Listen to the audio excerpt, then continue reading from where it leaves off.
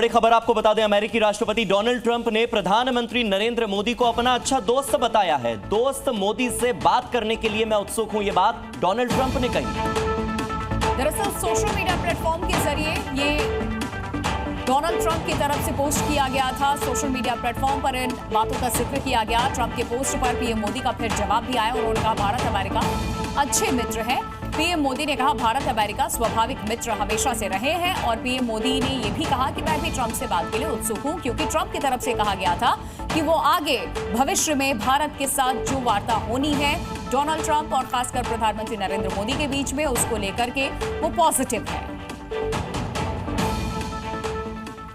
बात करते हैं मध्य प्रदेश की राजधानी भोपाल की, जहां पर उपद्रवियों ने गणेश प्रतिमा विसर्जन के दौरान पत्थरबाजी की, जिसके बाद हिंदूवादी संगठनों का गुस्सा फूटा। जबरदस्त विरोध प्रदर्शन हुआ और पुलिस ने उपद्रवियों के खिलाफ जमकर कार्रवाई की। तस्वीरें भोपाल की हैं, जहां गणेश विसर्जन जुलूस के दौरान उपद्रवियों ने पथराव किया। गणेश प्रतिमा पर पत्थर फेंके गए। पत्थरबाजों ने सनातन त्योहार को निशाना बनाने की कोशिश की। विसर्जन में पथराव की वजह से गणेश प्रतिमा खंडित हो गई, जिसके बाद हिंदू संगठनों का गुस्सा फूट पड़ा। नाराज कार्यकर्ताओं ने आरोपियों पर रासुका लगाने की मांग की।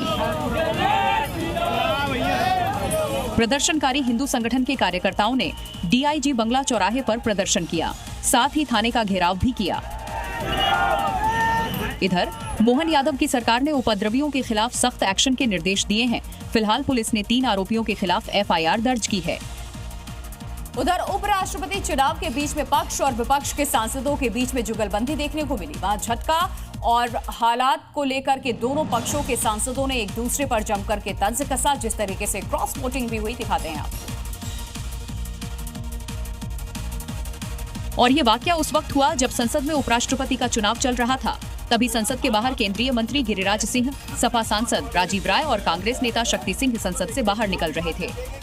आत्मा की आवाज, झटका मीट खाइए और एनडीए के उम्मीदवार को वोट दीजिए। अब आप अंतरात्मा गिरिराज सिंह की भी जगनी चाहिए बिहार में चुनाव। दरअसल कुछ दिन पहले केंद्रीय मंत्री गिरिराज सिंह को झटका का ब्रांड एम्बेसडर बनाया गया था, जिसकी चर्चा विपक्ष के सांसद चुनाव के दौरान कर रहे थे। काठमांडू में सेना ने कमान संभाली है। सड़कों पर अब सेना के ट्रक उतर चुके हैं। सेना ने लोगों से सहयोग की अपील की, प्रदर्शनकारियों से शांति की अपील की गई है। तो काठमांडू में सेना ने मोर्चा चूंकि संभाला हुआ है, सड़कों पर सेना के ट्रक्स जो हैं उनका डिप्लॉयमेंट देखा गया। और यहाँ पर सेना रात 10 बजे से मोर्चा संभाले हुए नजर आ रही है। जगह जगह फ्लैग मार्च निकल रहे हैं। और ये 4 तस्वीरें आपके सामने संसद भवन में किस तरीके से आगजनी होती है, धुआं चारों तरफ पसरा नजर आया। सचिवालय को भी इन प्रदर्शनकारियों ने नहीं बख्शा। तो नेपाल में हुए बवाल की 4 तस्वीरें आपके सामने हैं। संसद भवन धुआं होता हुआ, सचिवालय फूंक दिया गया। और इन सब के बीच में एक और बड़ी खबर आपको बता दें, उपद्रवियों ने सचिवालय को फूंक दिया। सिंह दरबार को उपद्रवियों ने आग लगा दी। 1908 में बना था नेपाल का सिंह दरबार, आग के हवाले किया गया। भयंकर आगजनी की तस्वीरें सिंह दरबार से सामने आई और आप देख सकते हैं। इस बीच सिंह दरबार में मौजूद पीएम का ऑफिस है, कई बड़े मंत्रियों के ऑफिस सिंह दरबार में है। सचिवालय में कितनी भयंकर आगजनी हुई है उसकी तस्वीर भी इस वक्त आप देख पा रहे हैं। सचिवालय को फूंक दिया गया।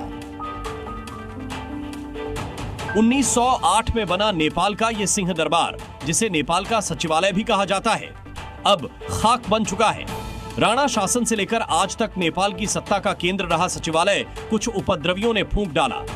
नेपाल की ऐतिहासिक और सांस्कृतिक पहचान सिंह दरबार धू कर जलता रहा और किसी ने इसे बुझाने की कोशिश भी नहीं की।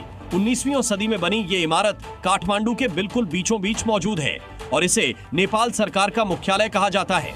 सिंह दरबार में ही प्रधानमंत्री कार्यालय के साथ ही तमाम बड़े मंत्रियों के दफ्तर मौजूद हैं।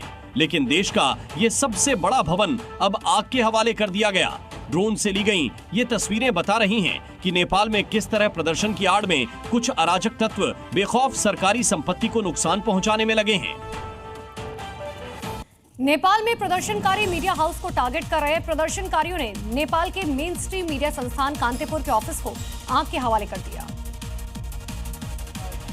लपटों से घिरी बहुमंजिला इमारत से निकलता धुआं दूर दूर तक दिखाई दे रहा है।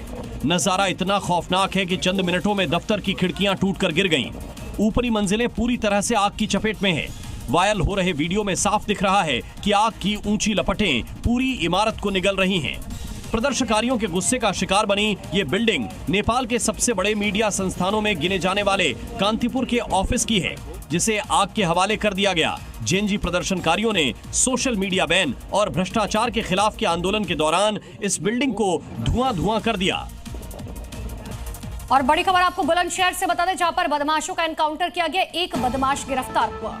कई दिन से पुलिस को इसकी तलाश थी। बुलंदशहर में बदमाशों का एनकाउंटर ऑपरेशन लंगड़ा के तहत लगातार पुलिस एक्शन कर रही है सूबे भर में। और ये खबर आपके सामने बदमाशों से एनकाउंटर की। बुलंदशहर उत्तर प्रदेश से एनकाउंटर में 3 बदमाश गिरफ्तार।